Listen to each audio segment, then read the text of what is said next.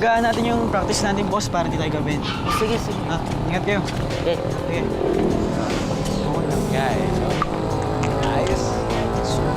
Grabe yung ginagawa. Pero okay lang, ba? Yan. Uy, ingat. Sige, sige. Sige, sige. Ano, high-five. Oh! Mabait din pala sila. Mabait din Bakit ka pala. nakatayo dyan? Sige. Wait lang ah. Alam ko na.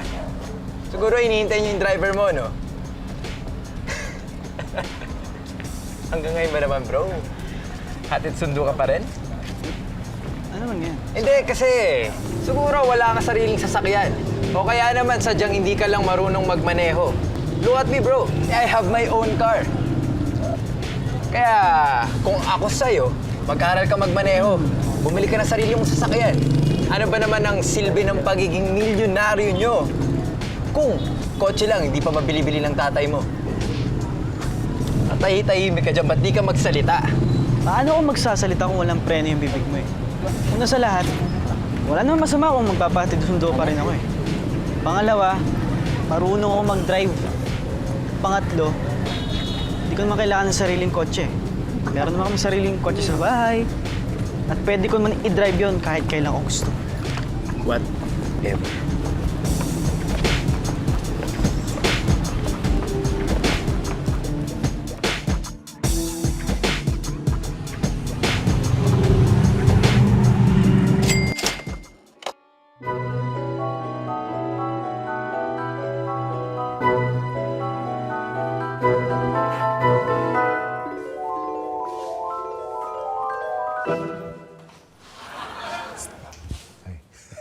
Ganda, no? Oo. Ganda rin kaya ng presyo niyan. Pitoy, marunong ka bang magpiano? Ako? Hindi. Ikaw? Hindi rin. Hindi ba? Eh, mo na. Matututunan din ng mga bata yan. Pero alam mo, nung bata pa ako, talagang pangarap ko ng matutong tumugtog ng piano. Ako rin eh. Halika, tugtog tayo. Dali. Sige. Sige.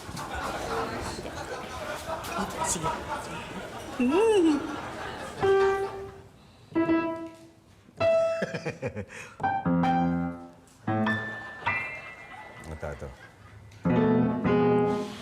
Kaya ko yun.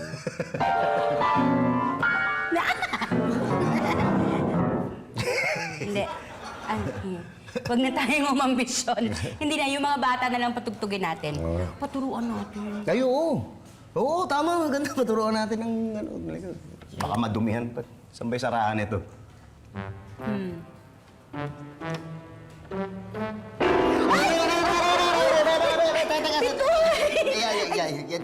Yan nga, yan yung sarahan.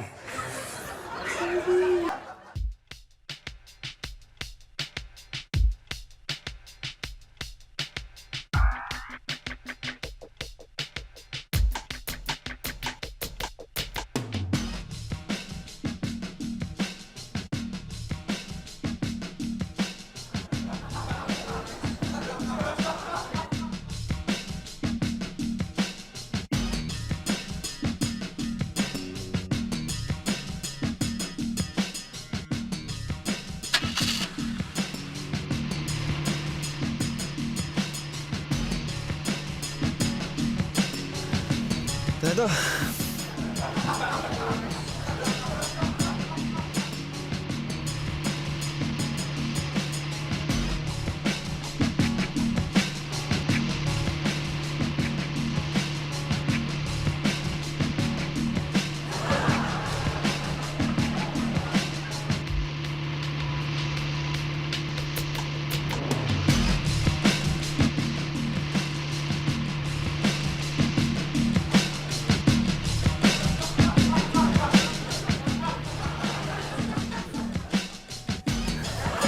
Yes!